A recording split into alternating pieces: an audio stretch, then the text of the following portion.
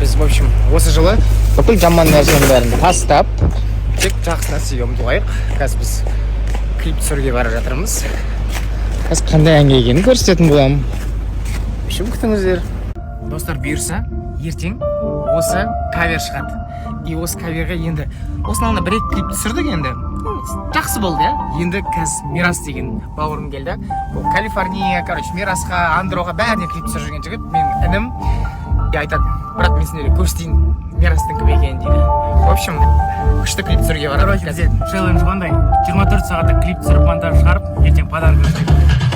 Осы кеше менің кавер әнім шықты.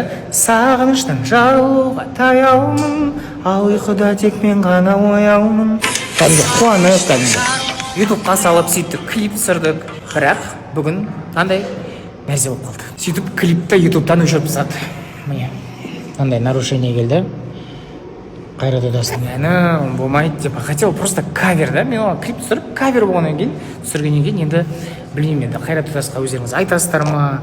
В общем, күзгі қайын енді ютубта жоқ. Енді мына каверге бір клип түсіргім келген тұғын ғой. Бұл қазір не істейміз, иә?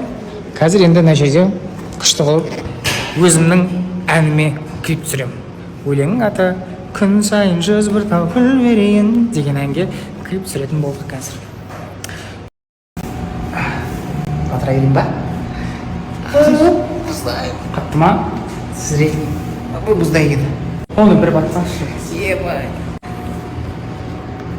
Көтке отырыңыз. Аяқты бір көтке отыру деген пельне. Көтке отырыңыз, сразу батсаңыз. Давай.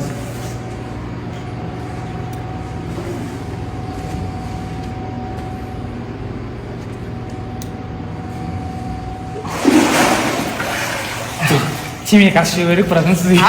Темек ашы. Ең жаздық телеграм. Ауре. Біреудің әніне кавер түсіргенше өзім әніне клип түсіре берейін ба? В общем, күтіңіздер.